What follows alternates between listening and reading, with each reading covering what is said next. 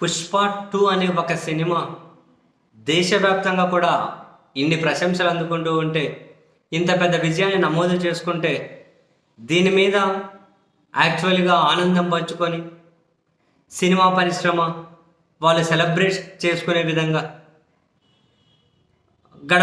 Celebrate చేసుకుంటూ గడపాల్సినటువంటి సందర్భాలు యాక్చువల్గా ఇవే, కనీసం అల్లు అర్జున్ అయినా.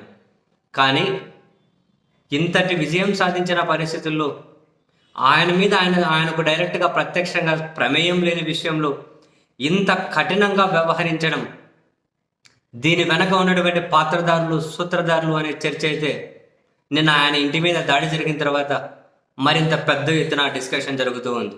బట్ నేనైతే ఒక విషయం ఖరాఖండిగా చెప్పగలను, అల్లు అర్జున్ మీద తీవ్ర ద్వేషాన్ని, తీవ్ర వ్యతిరేకతను పెంపొందించడంలో పుష్ప 2 రిలీజ్ కాకముందు నుండే దీని మీద తీవ్ర ద్వేషాన్ని, అల్లు అర్జున్ మీద తీవ్ర వ్యతిరేకతను ప్రదర్శించడంలో ప్రధానంగా మెగా కాంపౌండ్ అభిమానులమని చెప్పుకునే వాళ్ళదే చాలా చాలా కీలక పాత్ర. మీరు ఫస్ట్ నుంచి చూడండి, జనసేన అధ్యక్షుడికి అభిమానులుగా ఉన్నవాళ్ళు, మెగా కాంపౌండ్ అభిమానులమని చెప్పుకునే వాళ్ళు, వీళ్ళు చిమ్మినంత ద్వేషం అల్లు అర్జున్ మీద మరెవరూ చిమ్మలేదు. ఈయన మీద ఇంత తీవ్ర వ్యతిరేకతను ప్రచారం చేయడంలో అత్యంత కీ రోల్ పోషిస్తున్నది వాళ్ళు. అండ్ నెక్స్ట్ తెలుగుదేశం పార్టీకి సంబంధించిన సోషల్ మీడియా, వాళ్ళ ఫ్రంట్ లైన్ మీడియా, వాళ్ళ జర్నలిస్టులు, వాళ్ళ మిగతా వాళ్ళు దాన్ని అందుకొని ముందుకు తీసుకెళ్ళి అదిగో ఆయన టార్గెట్ చేయాలనుకున్న వాళ్ళకు మరింత బలాన్ని ఇచ్చుకుంటూ వెళ్ళారన్నది ముమ్మాటికి వాస్తవం. ఇంత ద్వేషాన్ని ఆయన మీద చెమ్ముతూ ఉంటే మెగా కాంపౌండ్కి సంబంధించిన ఏ ప్రధానమైన ప్రముఖమైన నటుడు కూడా దాన్ని ఆపే ప్రయత్నం చేయలేదు. ఎందుకు? సినిమా అభిమానకత పక్కన పెట్టండి, జనసేన ఎమ్మెల్యే ఆయన బొలిశెట్టి శ్రీనివాస్ అని ఆయన పెద్ద మనిషి, ఆయన పెద్ద పుడింగే, పెద్ద తోప, నువ్వేమైనా నీకు అంత సీన్ లేదు అన్నారు. ఇంకో నియోజకవర్గ ఇన్ఛార్జ్ చలమలశెట్టి రమేష్ అనే ఒక ఆయన, నువ్వు హీరో అనుకుంటున్నావు, నువ్వు కమేడియన్, నువ్వు తిరగలేవు మేము అనుకుంటే అని చెప్పి ఇంకా మరికొందరు చిన్న చిన్నగా జనసేన నేతలు ఎట్లా మాట్లాడారో చూసాం. And Telugu Desam party Nandyal MP గారు ఎలాంటి ట్వీట్ చేశారో మనం చూసాం. దాన్ని మళ్ళీ వాళ్ళ అడ్మిన్ మీద దొబ్బేశారు. ఇంక వాళ్ళ సోషల్ మీడియాలో ఎంత వ్యతిరేకత ప్రదర్శించారో చూసాం.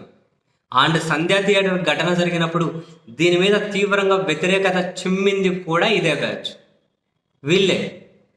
సో ఇప్పుడు అల్లు అర్జున్కి ఇలాంటి పరిస్థితి రావడానికి, ఆయన ఇంటి మీద దాడి చేసేంత వరకు, వాళ్ళ పిల్లలను కుటుంబాన్ని తీసుకొని సురక్షిత ప్రాంతానికి వెళ్ళే ఎంత దౌర్భాగ్యమైన పరిస్థితి రావడంలో ప్రధానంగా వీళ్ళ పాత్ర ఫస్ట్ లీడ్ చేసిందే వీళ్ళు.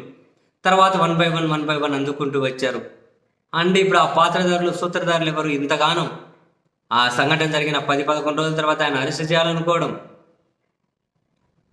అండ్ 2-3 రోజులు జైల్లో ఉంచాలని చెప్పి శుక్రవారం అరెస్ట్ చేయడం, ఎంత బద్నాం చేయాలో అంత బద్నాం చేయడం కోసం అసెంబ్లీలో ముఖ్యమంత్రులే మాట్లాడుతుండడం, మంత్రులు మాట్లాడుతూ ఉండడం, ఏకంగా ఇప్పుడు ఆయన ఇంటి మీదకే దాడికి వెళ్ళడం, పూర్తిగా ఆయనను అసలు డైల్యూట్ చేసి పెట్టేయాలి, ఆయన ఏదో పూర్తిగా విలన్గా చిత్రీకరించేయాలి అని ఇంకా తెలుగుదేశం పార్టీ మీడియాలో ఉన్నవాళ్ళు, వాళ్ళ యాంకర్లు, అబ్బో వాళ్ళ ఊగడాలు చూస్తూ ఉంటే అరే అసలు వాళ్ళు ఇంకా దారుణం.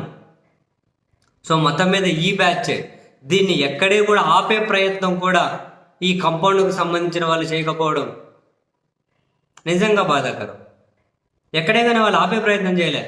జనసేన నేతలు అల్లు అర్జున్ మీద అటువంటి వ్యాఖ్యలు చేసినప్పుడు సినిమాల పరంగా మీకేం సంబంధం అని చెప్పి ఒక స్టేట్మెంట్ జనసేన పార్టీ నుంచి వచ్చి ఉండింటే, సినిమాల పరంగా మీరు ఒకరిని అంటే పరిశ్రమకి ఇబ్బంది కలిగే విధంగా మీరు ట్రోల్ చేయకండి అని చెప్పి వీళ్ళ ఈ కాంపౌండ్ నుండి ఒక మాట వచ్చి ఉంటే అటువంటివి ఏవీ రాలేదు. ఈవెన్ ఈ సెకండ్ వరకు కూడా రాలేదు. వాళ్ళేమో రెచ్చిపోయి చేస్తూనే ఉన్నారు. సో అల్లు అర్జున్కి ఈ పరిస్థితి రావడంలో ప్రధాన పాత్ర, ప్రముఖ పాత్ర మాత్రం వాళ్ళదే అబ్బా.